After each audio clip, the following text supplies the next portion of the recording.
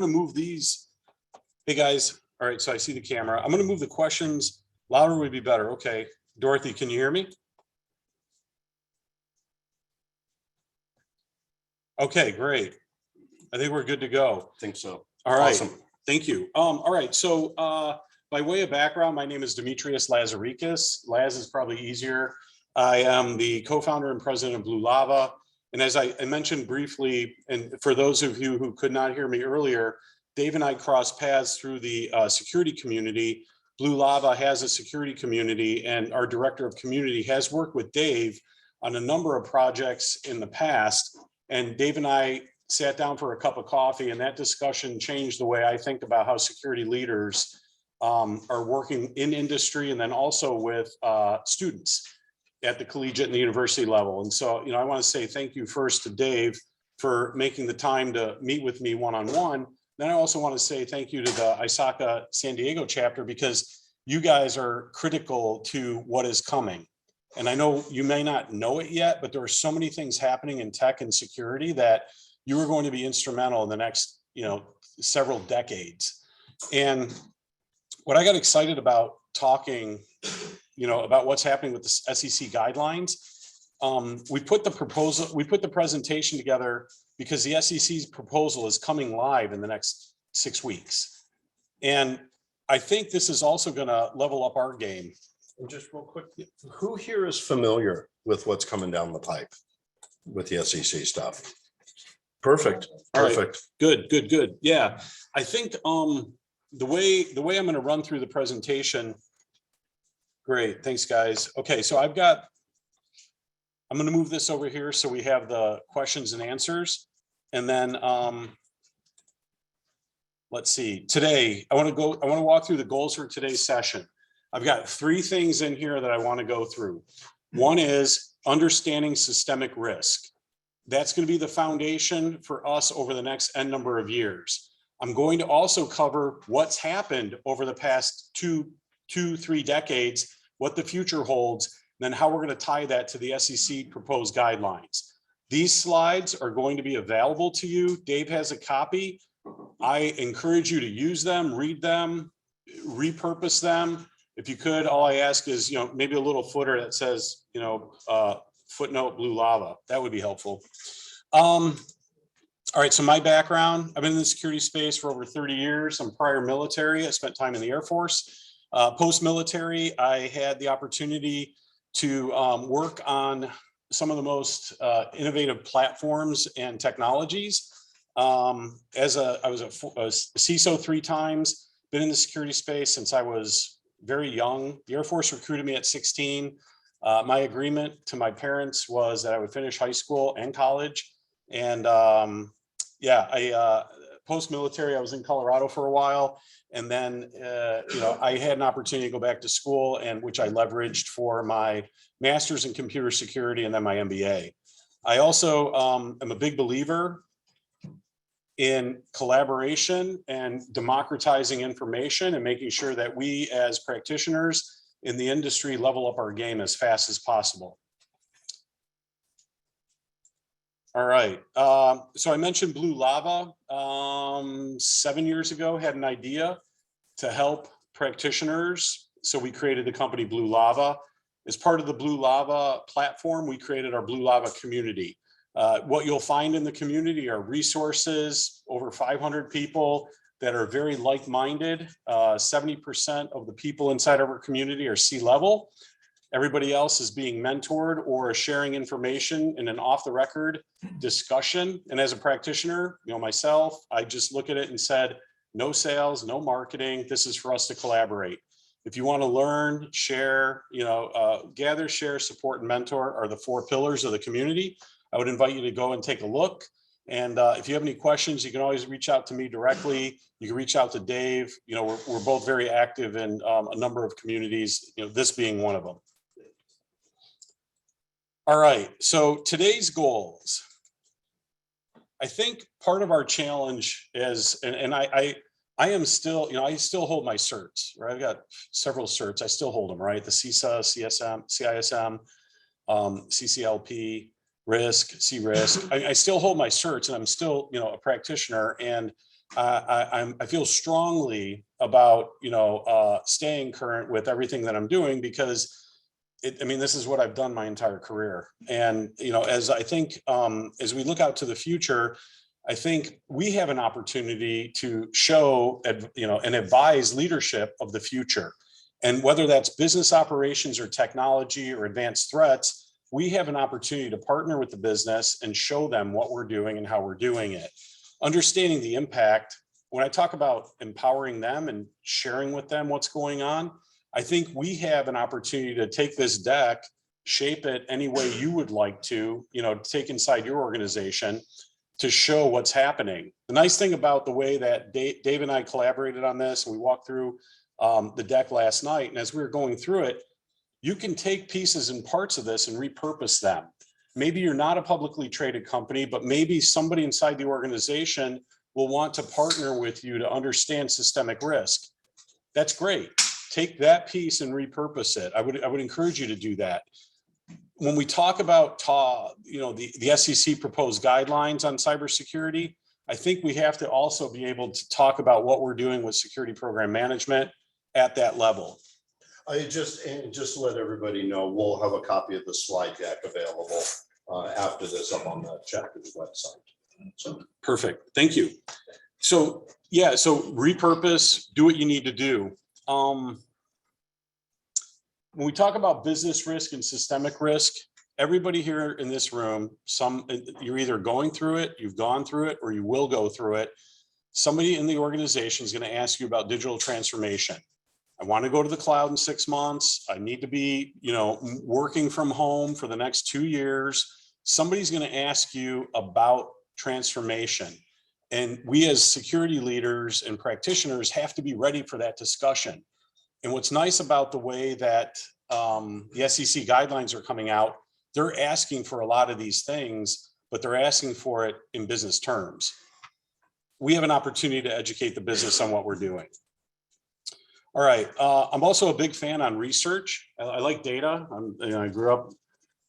I'm an engineer by background, and I look at data because we can learn from history, and I can take that data and make a hypothesis. But then I can also use data to show what's coming, based off of what we've seen. Security program management. These are priorities and strategies. This is a research that we did as Blue Lava across 268 CISOs and CIOs, management and risk leaders. This is really just asking them, how are you communicating with the board, one step down, exec staff, your company about what's happening? And then what are the challenges you're faced with in communicating what you're doing with your security program? This report is available off of our website. This website, it has a lot of research in it. The one thing I wanted to call out from the report is communicating what your security priorities is becoming a challenge, or it is a challenge. Over 70% of the respondents said it was a problem, right? And I don't think that number, I think after today, that number is going to actually go up, because when we start talking about systemic risk and systems of systems and what's coming with technology, I think it's really hard to put our arms around how do we communicate that. So keep that in mind. I mean, we talked a little bit about this last night. Did I miss anything on that? Well, just this is a snapshot in time of where it was when the survey was taken. And like Laz is saying, what he's going to touch on and what's coming down from the SEC is so different and will be changing things that these numbers, yeah, it's inevitable that these numbers look good, even though it's 72% are already having trouble, Right. And that's where we all play a role in our organizations, to try to communicate and educate. And the other area that I think we have an improvement on, we have an opportunity for improvement. This is from a Gartner research on 129 CISOs and where they spend their time. So the blue bars are where I'm over invested in time as an executive, as a CISO, and the orange bars are where I'm under invested in time. So out of these 129 CISOs, most of them want to be strategic in building relationships across the business, but they're unable to because they're blocking and tackling over there on the left-hand side. I like to think, like SecOps, staff management policies and standards, that's like breathing, right? I mean, it's 2023. That's like breathing. Why am I doing that every day? Why am I fighting? And, I know the business thinks of me as an obstacle, but I'm not trying to be an obstacle, right? I'm trying to be an enabler and I'm trying to educate them. But then I run into problems because I'm dealing with everything on the left. I want to say 9 to 5, but I think those days are over, right? I mean, it's like, it feels like it's a constant battle. Does this resonate? Does this make sense? All right. So I got a couple of heads shaking like, okay. All right. All right. Okay. These slides are from financial institutions and economists that are helping us understand what we're going to do with digital transformation. Now, I'm not going to read these to you, but I've highlighted a couple things. And I think this is good because it gives us a little bit more understanding of what's going to happen. When we look at the GDP, new value created in the next decade, what is it? 60% of the GDP is going to be digitized. $20 has been added to the GDP for every dollar invested. Tech ecosystems account for more than 60 trillion of revenue, 60 trillion of revenue by 2025. And then cybercrime is going to cost 10.5 trillion annually by 2025. So that's 2 years from now. Most of these are looking at 2025. So that's 2 years from now. Yeah, less. What do you think? Yeah, I just wanted to ask, who here is familiar with the phrase digital transformation? Okay. Awesome. Okay. So with that being said, I'm confident that somebody in the organization is aware of these numbers, but it may not be the CFO and it may not be the COO. It may not be the CEO or the board of directors.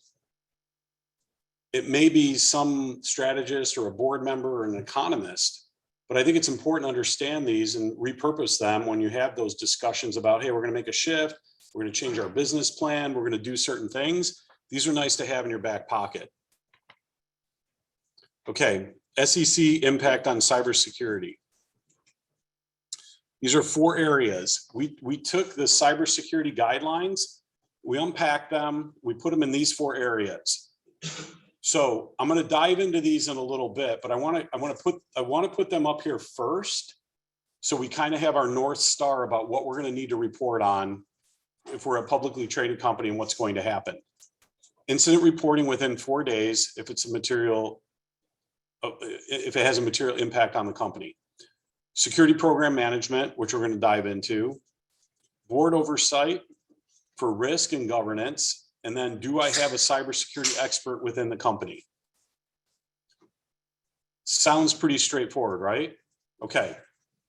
Keep this in mind as we start to go through the next set of slides.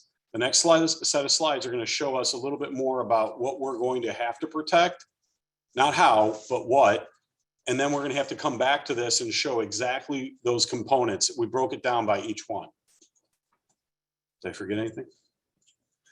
I don't think you forgot anything, but when we were chatting about it last night, it was really just this awareness of how things are changing, like on every tangent. Yes. Laz will show you where technology is going, while at the same time, from a regulatory perspective, this is what's coming down from the SEC. And we all kind of sit where it intersects.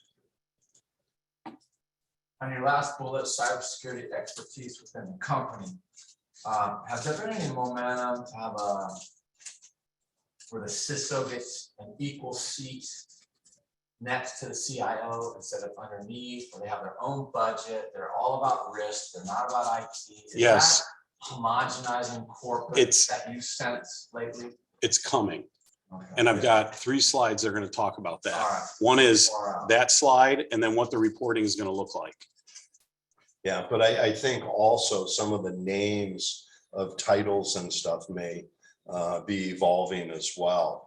So even when you think about CISO and how new that is, you know, where it's going to be, to your point, it's inevitable that voice be heard in the organization. So, and we're, as an industry, kind of figuring it out in real time. Yeah, I mean, I think like, you know, groups like ISACA and, you know, others have been asking for this for years. I mean, Yeah. we've been asking it as practitioners. Can we have a seat at the table? Yes, but I want to sit at the big table. You know what I mean? It's not like, yeah, you know, how do I get there and what do I do? It's happening, but it's not happening fast, in my opinion, fast enough. Okay, so how many people are not familiar with Sarbanes-Oxley? Okay, so Sarbanes-Oxley was a law that was put into place back in around 2000. And it was because of bad management on accounting practice. So there's a company called Enron, and Enron had fraudulent activities, and their accounting team, Arthur Andersen, who was a third party, misrepresented their financials. So the government got involved because Enron blew up, Arthur Andersen blew up. And I say blew up, they basically fell apart as a business. And the government stepped in and said, how do we make sure this never happens again? So the government came out with a law and they said, we're going to create Sarbanes-Oxley. Sarbanes-Oxley are, you know, two gentlemen created the law. Sarbanes-Oxley was passed. And then, you know, right around 2000, the government said from now on, any publicly traded company has to disclose what they're doing with their financials. And they have to show that they have IT controls in place to manage those financials. All right.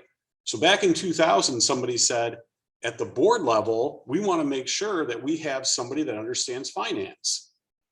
Now, when Sarbanes-Oxley hit, every publicly traded company freaked out. We don't know what to do. It's like, okay, well, let me hire somebody that understands finance. When you talk to somebody in finance, what's their career track? Accounting. Okay, accounting, and then what else? If you're in accounting, then what do you do for your career track next? Tax. CFO, taxes, what else? Audit. What's that? Audit. Audit, all right. Okay, so you can see, like, I go into accounting, I go into tax, I go into finance, and I can work in audit, and then maybe I become a board member or I work at IT audit at the board level. Does that make sense? All right, that's a pretty clean transition. Now, I want you to keep that in mind because what Sarbanes-Oxley did for finance, the SEC guidelines are trying to do for cybersecurity. The biggest issue with that is there's no clear path with cybersecurity. So when you look at career tracks, right? Finance, you know, hey, I went to school for accounting, I got my master's, I'm a CFO, I go to the audit committee, I work as part of a group. Cybersecurity is a little different, right? I mean, this is what I think everybody I know that's in cybersecurity has gone through in their career, right? It's what I feel. Dave and I were laughing about this last night. It's like, you know, again, I was an engineer, but I know a lot of people that stumbled into cybersecurity. This is an opportunity to help educate, you know, not only, you know, the business, but people inside, you know, your company, the organization, why the career track is different. Okay. What I want to do now is talk about digital systems, risk, and then we're going to come back to the SEC reporting. I think it's important to understand, like, what Sarbanes-Oxley did for finance, the SEC is going to try and do for cybersecurity for publicly traded companies, but it's different, and it's a different set of rules and no rules, right? For the adversary, there are no rules. For us, we have rules. We have guardrails, but we know that they get bent by the business or by us or by the adversary. And I think it's important to start looking at this and just being able to educate people about what's happening. People being your teams, the business, your exec staff. Cyber risk and digital transformation is happening. So transformation is happening at a disturbing rate. So anybody that's going to the cloud, anybody that's working from home, anybody that's trying to get off-prem into, systems that are outside of our control of the data center, Anybody that's going through this transformation right now is struggling because business growth is outpacing the ability for us to keep up with it. Technology moves at the speed of innovation, and I know that I'm left behind, and I'm assuming that most of you are left behind in those discussions. But being able to talk about it openly and saying, you know, hey, look, these are some things that I've learned. I think we need to make sure that we have a seat at the table and can make some of these decisions with you as business leaders. Applying a wider industry lens becomes important because vertical markets and industries are leveraging technologies in certain areas the same way. Fintech, health tech, insurance providers, you know, they're all leveraging the back-end systems or APIs in similar ways, but different verticals. And then reporting on your business. Understanding what the tech landscape is going to look like the next 20, 30 years becomes critical for any organization.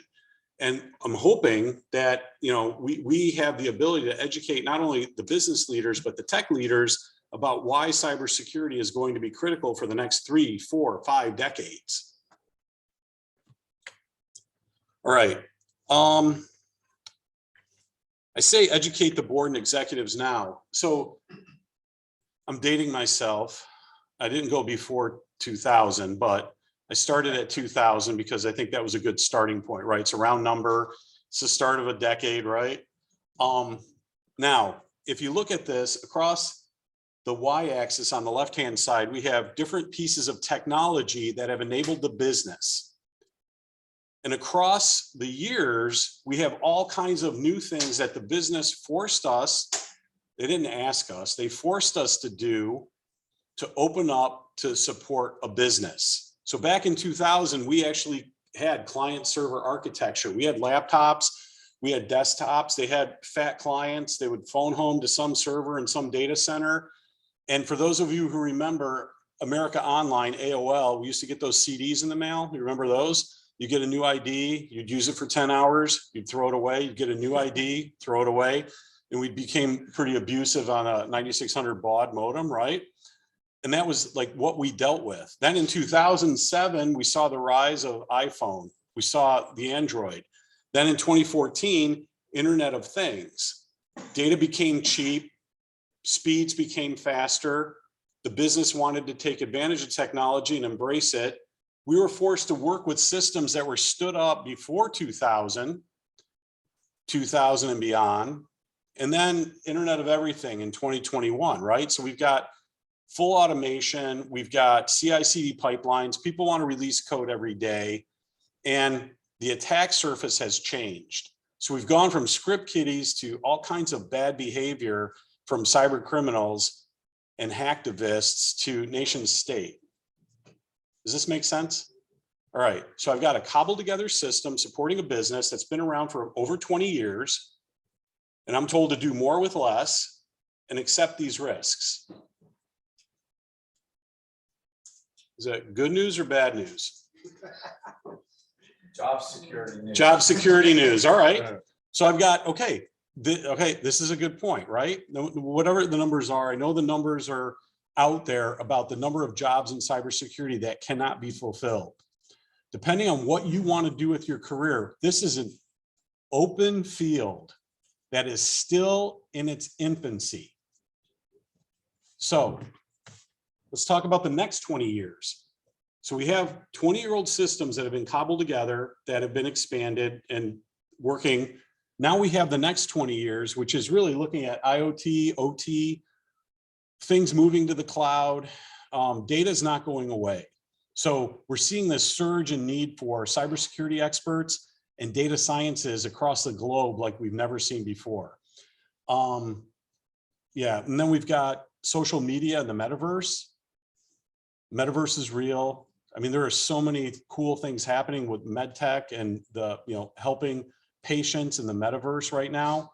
I look at that from a, how do we change the world? Metaverse is, there's some really interesting things happening there. Agile development, that T is supposed to be after the N. Sorry about that, it's a format issue. But in the agile development, that coupled with everything moving to the cloud, people are moving faster with tech.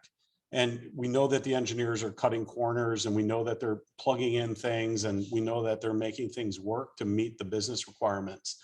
We also know that 5G is still in its infancy, and as it's rolled out, there's going to be new opportunities for tech. Geopolitical wars, we know what's happening overseas with the conflict, and then mobility, work from home. How many people are back to an office full time? Every day of the week, one person. Okay, so one person out of 30. So one person out of 30. And what we're seeing as a trend is it's an employee revolution. Now, I'm not going to the office. We just proved that we could do this for 3 years. Why do I need to go to an office? Maybe I come in quarterly or monthly, but I'm not coming back full time. That is a trend that we have to be thinking about as practitioners, because the business is going to have to support that. All right, makes sense so far? Easy or complex? Show of hands. Easy to support as a cybersecurity professional? Okay, we got 2 hands. Complex. Complex, okay. But back to the comment that was made by the gentleman. It's like, hey, look, this is job security, right? We have an opportunity. But real quick, I'm sorry. But Yeah. also ease of entry, right? If a young person can be on a job interview with soft skills that they can be trusted and they have somewhat interest in technologies, they'll be hired, right? Yeah. That's what, because I mentor young 20-somethings and they just don't get it. And they go to these non-STEM degrees. So anyway, I'm just. Yeah, so the comment, dump it here. no, listen, you know what? We're in the trust tree, right? This is all off the record and we're going to talk, right? So the trend, I empathize with what you're saying because I'm seeing it as well. So I'm an adjunct professor. I teach at 2 universities, and part of the problem is they don't know what could happen with their career path. And they've gone the traditional route. So when somebody says cyber, it's like, what? It's like, yeah, why are you using TikTok? You know, I asked the question, why are you using TikTok? Do you know who, ByteDance is? And it's like, yeah, but look at this cat video that I did. I'm like, okay, but it's like, it's different. And if you're not exposed to it, you don't know what you don't know. I think there's an opportunity to mentor and coach and bring them along. But I think we have to start earlier. In my opinion, like Girl Scouts, right? Girl Scouts have 16 badges in cybersecurity. 16. Oh yeah, 16 badges. Yeah. They start with STEM and they go up through cybersecurity, and they start when they're 6 years old. So, how do we embrace that model and then help bring people along? Yeah, that's a good observation. I've heard for a while, Girl Scouts. Yeah, I mean, I could talk to you. I could talk to you about what groups and what, that's why, like Dave and I, when we had that coffee, he's like, "Did you hear about this group? Oh, wait, okay, would you hear about that group?" All of a sudden, we're like, "Wait a minute, hang on. We've got a lot of research we could start giving out together and just sharing with everybody." So, yeah, and Steve, to your point, that's the challenge through the eyes of the 20-somethings. I think there's, my day gig is as a VC, so I'm dealing with a lot of clients where those people in the leadership don't understand. No, cyber and IT still have a gender problem. Yeah. So look at this room. Yeah, exactly. And so the Girl Scouts thing, my daughter just graduated last year from UCSD in IT and machine learning, her master's, and there were very few women in her graduating class even today. So they may start them early, but they fall off the cliff. Yeah. In terms of this. So. But I think you're hitting on a good point, right? So I think about UCSD and machine learning. UCSD has this amazing program for data sciences. Yeah. Well, why? Because some of the ex-Facebook employees came down and said, UCSD, this is what the future looks like. And because they did that, UCSD is viewed as one of the pioneers in data sciences with AI and machine learning, right? But how many students are exposed to that? And that's why, where do they fall off and how do they fall off? It becomes a really interesting talk track, right? Here, Wixis, I mean, okay. I'm familiar with all of them. Yeah. I'm on the ISACA board in LA. Awesome. I recognize you from those summits, I think. Yep. Just look at the summit. But they fall off at the undergraduate degree level. Yeah, and And I'm wondering, yeah, actually, I would love to talk to you afterwards, a couple of you, that are interested in this, because, I think the problem, and we've talked about this too, is like when you go early days and you figure out like what somebody's capable of doing for their career path, do they care? And I think COVID shaped a lot of thinking about, hey, look, you know what? I don't need to work for the man. I'm going to go do my own thing and I'll work remotely wherever. And all of a sudden, it's kind of like education was put on hold by a large number of students that I know, even family members. I'm like, what are you thinking about? I'm going to travel the world now. We're opening up. We're done with COVID. And I'm like, well, we're not done. Hold on. You know what I mean? There's a whole mind, the mind shift has just happened, and it's pretty crazy. Well, the stats that I've read out of Stanford and Gartner and the other on the employees, that something like 56% will work remote today. Yeah. And of those hybrid, the stats say they only really need on average 1 day a week in the office for collaboration. Right. So get used to it. Yeah. The compliance and privacy people are yelling and screaming, and I'm like, sorry, the tail can't wag the dog. It's going to be remote. Yep. Okay. We do have a problem in this industry, a gender and a staffing problem where there's not enough STEM graduates and there's not enough women in STEM graduating out. And that's not corrective. That problem is not self-corrected, not even close. No, and it's worldwide. You know what I mean? It's like, yeah, and it's kind of what we were chatting about last time, and cut you off, but that's what I meant earlier. In you've got all these pieces are moving in where we're at and where we're going to see it in a few years. It's still figuring itself out in real time. The future's here. It's going to be remote unless you're working in a labor intensive. If you're stocking shelves in a grocery store or cooking the food in a restaurant, you're not doing that remotely. But for all the rest of us, we're going to be remote. Yeah. And there's mentoring problems. There's problems in the pipeline of staffing in this area. And the 2/3 of the undergraduate students are women, not men anymore. Yep. I mean, I think it's that high. It's at least 60%. And they're not going to STEM. So we've got a fundamental problem. Yeah, we got a lot of work ahead of us. Yeah. But I'm really and Dave and I talk about this. I think maybe we could take it offline, because there's no problem. I'm sorry to derail you. No. Yeah. You know what? Look, this is a healthy discussion. I'm just being sensitive to your time too. Do you guys, if we go a couple minutes after 1 o'clock, are you guys okay? All right. Bill, are you okay with that, Bill? All right. Yeah, I'm sorry, I gotta leave, but. Okay. All right. All right. So evolving security models.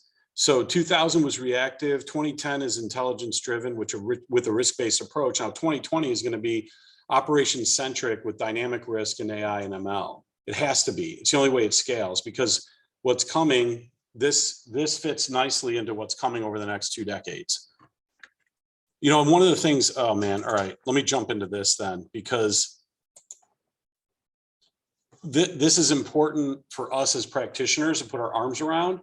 And then as we start to talk about what's happening in my reporting to the SEC, this will impact any business. So the SEC is just the starting point. The FTC is coming out with their own guidelines. There are others that are going to follow suit. We've already seen CMMC for the military. We're going to see other things that start to evolve, but I think it's important that we build this baseline. All right, so the evolution of products and technology. So I have a product. It became a smarter product, then became a smarter connected product. And then that smarter connected product became a system. That system became a system of systems. Now, we've been doing this, but it's kind of like, it's happening it was happening so slowly over our lives that it kind of like, it just makes sense. That thing is going to evolve. But it's happening so fast now that we have to start thinking about what the next 10, 20 years are going to look like. So the first product that I want to talk about is like a medical device. Thank you so much. Thank you. All right, thank you. Okay, if I look at a medical device, pacemaker, insulin pump, right? It's supposed to preserve human life. Make sense? All right, so back in the day, I would drive to the doctor or the hospital. I had the procedure. I would go home 2 or 3 days later. Everything's good. I'd go back in every month and they would check it to make sure it's working and keeping me alive. All right, then somebody said, hey, we can collect more data. Let's collect blood information. Let's collect, heart rate, and let's collect sleep information. Same process, hospital, doctor, collecting the information. Then somebody said, hey, let's turn Bluetooth on. They did. Let's turn Bluetooth on. Let's connect it to the internet. You don't have to come in the office anymore or the hospital. We'll teleconference with you and we'll walk through your data sets. Oh, and by the way, we're going to show you now how we're going to make this convenient for you. Now we've extended your life by 20 years. We've made life really good for you. For me, yeah, okay, that's great.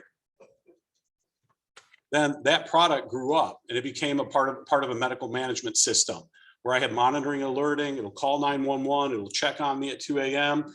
Is his heart rate down so low that we need to deploy 911? My doctor has a portal now where there's bi-directional communication with myself, my significant other, the other doctors and physicians. Then I've got order fulfillment. You're out, you need supplies. Press this button, click that on your phone. Billing and payments is handled seamlessly on the back end through an API or infrastructure. This is part of a medical management system. Is this easy to protect as a practitioner or hard? Hard. Okay, do we agree with that? Can we say this is difficult? Okay. Now we've got to educate everybody because now I've got a car. The car used to take me from point A to B. Then the car would tell me your tire needs air. You need maintenance. You need an oil change. Hey, listen, that car is now smart because when it goes home, it's phoning home for a software update. Oh, and by the way, now I can watch movies and have a coupon flash to me when I drive by McDonald's and I've got the kids from school and I need a Happy Meal, get 20% off if you do this now. It could be through Waze, my phone, my car, whatever, but it's happening. That car is allowing me to plan, research, weather. Where's a gas station or a power station? My insurance carriers are watching. What am I doing? Am I driving too fast at 2 a.m.? Why is that? Oh, he just left that bar. When I pass X and Y, my longitude, my latitude, when I pass X and Y, am I getting that coupon? Why am I not getting that coupon, right? And somebody in business is saying, let's go offer this out as a solution. It's going to make our lives easier.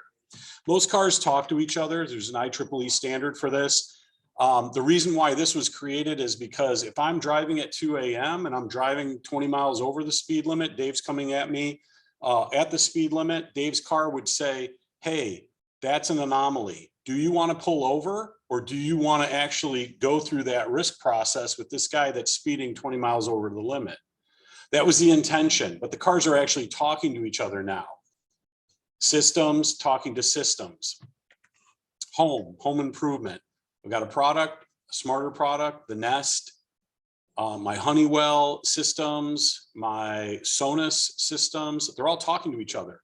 They grew up with technology and offered us more data, metrics driven, they're interconnected. I've got refrigerators now ordering products and services for me. Eggs, filters, things that I need for my home because all the appliances are talking to all the systems. Fun, huh? Wait, come on. This is actually really cool. As a consumer, this is cool. I mean, I don't turn everything on, but it's like, and yeah, exactly. But the key thing here is as a consumer, and if you talk to people, friends, family members, I mean, they love it, because it's so easy. Watching Netflix, they make a recommendation. They make 16 other recommendations. I add them to a playlist. I share that with my friends. I go on social media. I do A, B, and C. I buy something. I share it. It knows when to refill. The problem is these systems are interconnected systems of systems. And as practitioners aligning to the business has grown up saying, look, we can make all these things work. So if we look at that previous slide from going back to 2000 up until now, this is what we're having to protect. So when the SEC came out with the guidelines and said, you've got these 4 things that you have to know about, it is our fiduciary responsibility to go to the business and explain how this is all going to play out. It's not going to be like a slam dunk, like you walk in and they're going to love you and say, oh, thank you for not sending me to prison and making me aware of the SEC guidelines. It's going to be more like, hey, listen, I want to teach you something about what's happening in my career path, or I want to teach you something that's happening that we need to be aware of. I can tell you this with 100% confidence. If you're in a publicly traded company right now, any publicly traded company right now, I'd say less than 10% have a plan for what's coming. Less than 10%. It's staggering. It's just, anyway. Okay. Does that make sense to everybody though? Yeah. It's common. I mean, it's, unless you come in and hold a gun to their head, they're not gonna do it. Yeah, so the comment for those remote are, this is, it's common, and if you don't come in with a gun to their head, then they're not gonna do it. Well, this is the weapon. Yeah, this is So this is one of the guns. yeah. You know, we can see. So I think this is going to be an interesting year for it, because like we did, like going back to Sarbanes-Oxley, we saw people go to prison. We saw the fines imposed because of bad behavior on accounting. When I say bad behavior, fraudulent activities, misrepresentation of numbers. When these come out, it is my prediction within 12 months, somebody's going to prison and there's going to be a large fine. And the reason for that is because there is no case precedence yet for this, and they have to make it stick. Yeah. Because the problem that they've had, the government's had in the past, is cybersecurity has been top of mind, but there's not been that many people that understand it. Because there's not that many people that understand it, it's kind of like the shell game, you know, with oh, where's the ball? Oh, I don't understand it. What happened? This is an opportunity for us. And I'll walk you through a couple of things, but this always, for me, this is always like, wow, I can't believe it took this long, but it's coming. Incident reporting in the 8K within 4 days if the event is material. So security program management, board oversight for risk with expertise at the board level, and then expertise within the company. So gentlemen who just left, you know, this is like, if you know, I know if you could share this with them, you know, make sure, I would make sure, you know, personally, Yeah. like I can reach out to him too. And just like, if he wants to walk through one-on-one, we can hop on a call together. Sure. Okay. Absolutely. And I make that available to anybody. It's like, if you guys want to hop on a call and just brainstorm about this, let me know. That's how I roll. But yeah. And so when I say the 25% that, you know, like less than 25% have started on this, I think part of the problem is because it's a very loose set of guidelines right now. The guidelines came out last March. They will be published by April of this year. The clock won't start until they're actually out there with the guidelines that are coming from the SEC. So the guidelines, there's a link here in the deck. It goes to the guidelines that are coming out. I would, what I do is I monitor the SEC website. We had input into the responses and all the components for the SEC guidelines, but there are some things that are out there that are a bit confusing and still kind of ambiguous. We talk about these 4 areas. There are going to be some questions that come up. When does the clock start for any of this? What is reporting going to look like? And then how do I actually keep up with my program when the business is constantly changing? So if we look at, I'm going to dive into each one of these for a couple minutes. Let's see, incident reporting, right? So if I have to report, when I go to the board, if you guys haven't worked with the board yet, it's basically like, you know, and again, back to the comment that was made earlier, if I report to the CIO or if I go to the board, I have to present something to them about what I'm doing with my program. This is helping us have board level understanding and representation of cybersecurity. If there's a breach or a compromise, it's not going to be like, oh, it happened yesterday. There's a period, let's say yesterday was the start. I have to do my research and figure out if it's material or not. Like a lost laptop that's encrypted, probably no disclosure. Lost laptop with, data in clear text, problem. Now what's the effect on the business? Key operation here is going to be what financial impact does it have on the business? And so we have the system of systems with records all over the place, and it's like data's leaking everywhere. Our job is to figure out how to manage that and be able to say, because in Sarbanes-Oxley, it asks, what's the financial impact on the operation? Same thing with the SEC proposed guidelines. They want to know what effect this incident is going to have on the business operations. And then if it's been remediated, what did you do and how did you do it? So we've seen, personally, I've seen people start to put their retainers in place with research organizations and threat intel companies, just to make sure that they have people on retainer if they need to pull the trigger and have this in place. Okay, program management. 2 areas, security program management. How do you run your risk assessments? What do you do about your program? Policies, standards, procedures. How do you manage that? Is that with first or third party? Do we do that internally or hire external people to do that? Monitoring and alerting. What happens to incidents that are happening today? Have you ever had an incident from yesterday or the day before or last year that was reported on? And last sentence, how did that impact the operations or financial condition of the company? So we're starting to see cyber liability insurance policies gaining more and more traction, but in the past 12 months, cyber liability insurance policies have gone through the roof. Make sense so far? Okay. All right. So internal expertise within the company. Who's managing oversight for cyber and cyber risk? And how is the board updated on risk strategy around cyber and how it affects the business? For qualified trained personnel inside the company, this is where they're looking for people that are designated, whether it's a virtual CISO, like the work that Dave's doing, or if it's an internal FTE. I have to understand who that designated person is and how are they qualified? What's their current position? How are they going to manage risk? And then how are they going to report?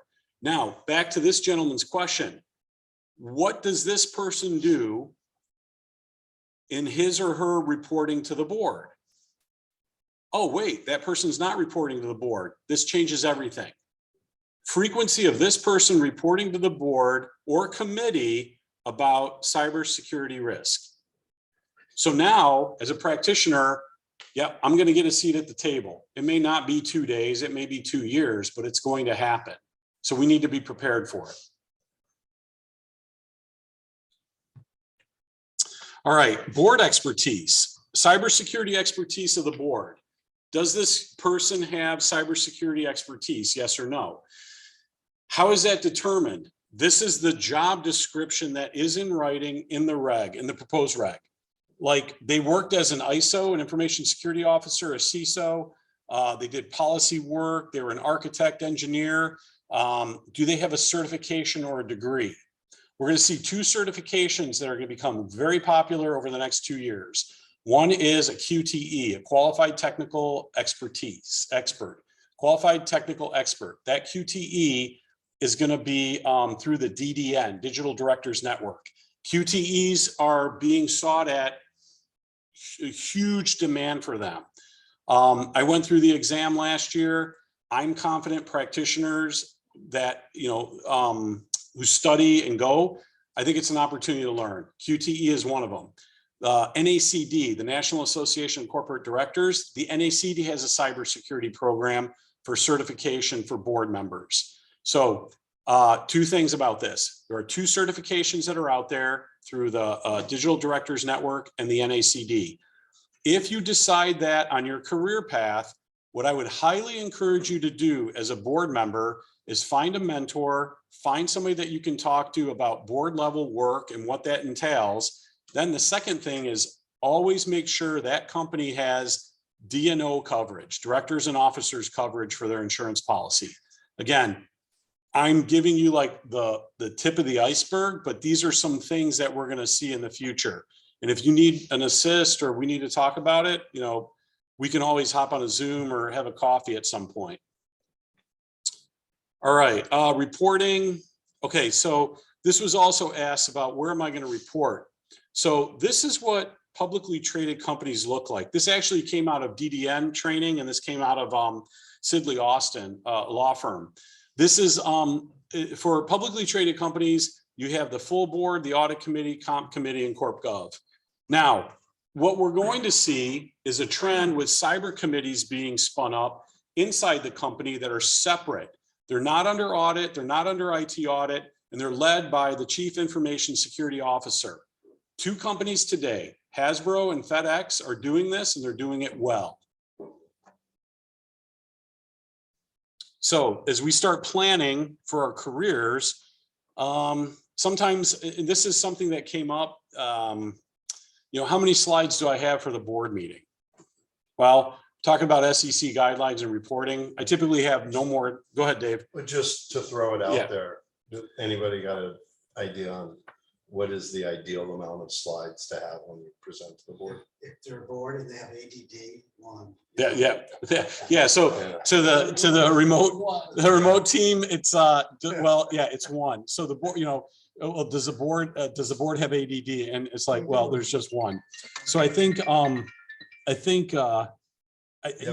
we negotiated between 2 and 3 last time, you know.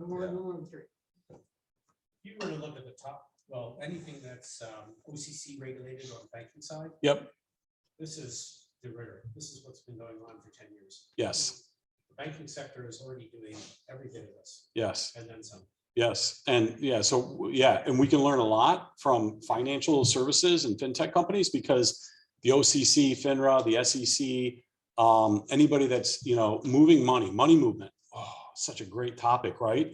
But everybody in financial services understands this. And everybody I know in fintech or financial services said, why did it take the SEC so long? Right. You know what I mean? And it's like, well, you know, it's kind of like been wild, wild west outside of fintech, right? We Yeah. used to say that the regulation at the SEC level is they look at you and pat you on the back and say, yeah, it's nice clothes. Yeah. You on the Fed audit, take your clothes off, we do the proctology exam. Yeah. That's the difference. Yep. And it's dramatic. So this is pretty standard now, not just the SOX 404. Yep. And all that, but this whole quarterly reporting to the board from the cyber side of the house, it's actually part of the regulation on the banking side.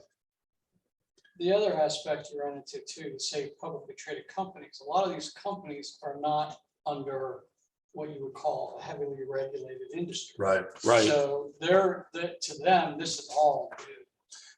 Oh, Yes. yeah, if you take a place that's like in manufacturing Yeah. or something like Oh, that. yeah, you go out where, like I work at a, healthcare medical technology company, and, we deal with, SEC, HIPAA, HHS, Federal Trade Commission. I mean, we got all kinds of regulations that we have to adhere to. But if you go over, I mean, even you mentioned med tech earlier, you have a lot of companies out there, they're coming up with these health monitoring systems. They don't fall under any regulatory authority. You're absolutely right. And that's where the SEC and MedTech and everything that's happening there are really, really challenged. Yeah. Because it's like, okay, is this a whiteboard? Can I draw on this? Yeah. Is that, okay, all right. So the problem is. I don't have the answer. These are dry erase. Here's the challenge. Sorry, guys, we'll take a picture of this one. But here's the challenge, right? There are groups, all right, here's where we are. As technologists, we're here, right? These are where the regulators are. And when and I personally know 2 companies that are like out here, and they have to bridge this gap by educating the regulators about, hey, this is what we're doing with containers in the cloud. And what the regulators are doing is taking that technology, that approach and that framework and going to their other companies that they're auditing and saying, tell me what you're doing about containers. And it's just because these companies that are out here, these companies that partner with the regulators and help bring them along, I think are helping the industry at an incredible speed because this is changing on a, I'd say, quarterly basis with new tech and things that are being introduced into that ecosystem of systems, right? But you're absolutely right. These companies that are out here may not fall under HIPAA or GLBA in finance, or PCI, or some of the other things that are out there with the regulators. But because they don't fall under here, let's say we acquire a company. Oh yeah, and now that company is part of this ecosystem, and then there's another one, and now I've got PCI HIPAA, I've got GLBA, I've got CCPA and GDPR and a bunch of others that start to fall in here. Somebody at the corporate level in the future is going to get asked the question, well, you bought that company, what did you do? And was it the nice pat on the back exam, or was it the full body scan, right? And again, this is coming and it's still in its infancy. This is just an opportunity to be aware and help work with anybody in exec staff, or maybe an opportunity to start your own company, or do something fun in for industry, right? All right. Hey, so we're a couple minutes over. Sorry about that, and thank you for those being patient while we drew up on the whiteboard. Recommendations: build relationships. I think this is like breathing, right? This is building those relationships and educate. Take the slides, repurpose, educate, do what you need to do. I would encourage you to do that.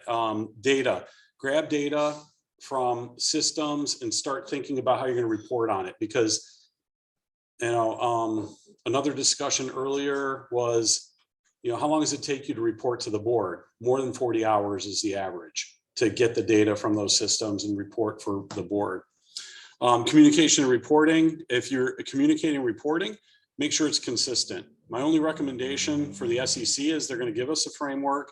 They're going to want us to follow it, and they're going to want it to be in their format, but it's got to be clear and consistent, so there's no confusion. They're not going to ask for CVE data, right? They're going to ask for risk to revenue, and what you're doing time over time with your program. All right, so there are oodles of information that are on this back slide for the resources. So your website, I think you're going to upload the presentation there? Yeah. Okay, Yeah. great. So that'll have that. The guidelines from the SEC are there. The 8-point survey I referred to is there. Understanding the impact. We had a 3-part series for prepping board members and executives on SEC, and 3 books that I recommend. The CISO Evolution, which is a book that talks about how to align business objectives to a security program. It's written by 2 CISOs. It's a great book. And then If It's Smart, It's Vulnerable, another approach to systemic risk and systems of systems. And then The Great Reboot, which was a book that we used in studying for the QTE. Great book, shows you about what happens with systemic risk and how to manage that. So I'm going to pause here. First, thank everybody for making the time to be here, because I know everybody has a choice where they spend their time. I want to say thank you to Dave and the ISACA chapter for just, being open to having, us. And then I'd also like to thank you also for hosting at today's facility, because without you, this wouldn't have happened. So thank you. All right, I'm going to pause there. I know there's, I think, a couple of questions that came in. And Neil, to your point and what Laz was saying earlier, yeah, it's not going to happen overnight. Oh, no. But, when I'm speaking with somebody, I'll just use the analogy of, think about when a car came out, and then how many years later was it, we really need to regulate and have seatbelts. Mhm. Yeah, that's a great example. Yeah. So, but but this is those moving parts of the industry that we're in. And for the younger folks in the room, this is what you're going to be seeing more and more of, which is some great opportunities. It's common, SEC, the wonderful world of audit, right? For most people in technology, they don't get it. You go into a finance company, they're like, yeah, okay, yeah, sure, normal course of business. Right. But you go to IT people, IT security people, where they're not exposed to audits on a regular basis. To them, it's like, you hear the word audit, you think IRS, you think, I'm in trouble. And unfortunately, that's the kind of thing. Yeah. What we, educate people about. Right. And that we are all in this together.